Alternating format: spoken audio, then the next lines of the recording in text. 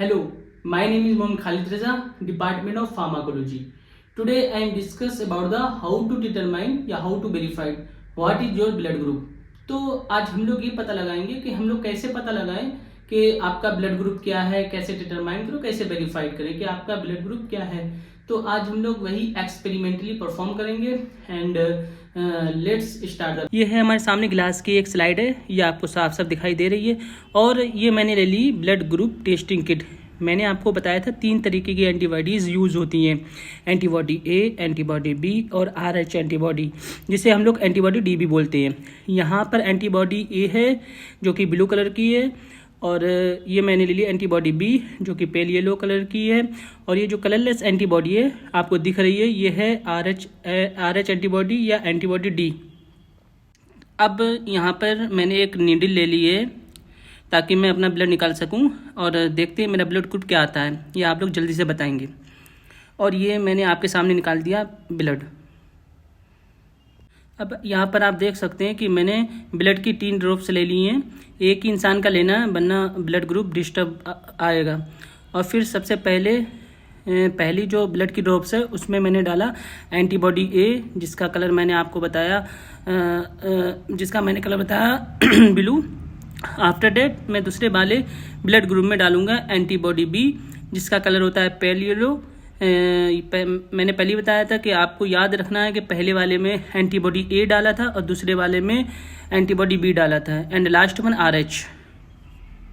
तो जैसा कि पहले में डाला था एंटीबॉडी ए, तो देखिए ब्लड क्लॉट कर गया या ब्लड फट गया, अर्थात जितनी भी RBC थी सब एक्यूमुलेट लग रही हैं।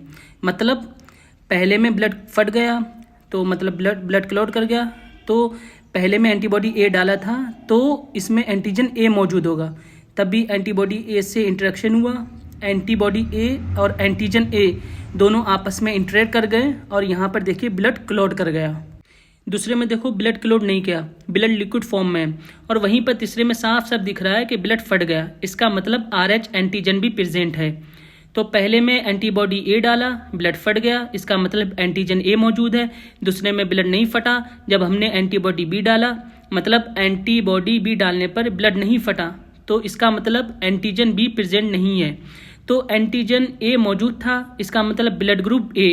हमें पता है जैसा एंटीजन वैसा ब्लड ग्रुप, जैसा ब्लड ग्रुप वैसा एंटीजन। और तीसरे में हम चेक करते हैं RH एंटीजन। RH एंटीबॉडी डालने पर अगर RH एंटीजन मौजूद होगा तो एंटीजन एंटीबॉडी इंटरेक्ट करेंगे, ब्लड का थक्का जमेगा, खून फटेगा। और यहाँ पर देखिए खून लिक्विड फॉर्म में नहीं है, जगह जगह पर क्लॉट हो गया है। इसका मतलब है RH एंटीजन मौजूद था, तो RH एंटीजन मौजूद तो ब्लड ग्रुप पॉजिटिव। तो फाइनली ब्लड ग्रुप हुआ A पॉजिटिव। A पॉजिटिव कैसे? देखो एंटीबॉडी A डाला तो एंटीजन A मौजूद होगा तभी ब्लड ग्रुप फटा। एंटीबॉडी B डाला तो एंटीजन B प्रेजेंट नहीं है तभी ब्लड ग्रुप जैसा था वैसा लिक्विड फॉर्म में रहा। और तीसरे में जैसे ही RH एंटीबॉडी डाली, RH एंटीजन प्रेजेंट था, इसी वजह से ब्लड ग्रुप फटा। अल्टीमेटली क्या है, एंटीजन ए प्रेजेंट है, RH एंटीजन प्रेजेंट है, तो ब्लड ग्रुप A पॉजिटिव।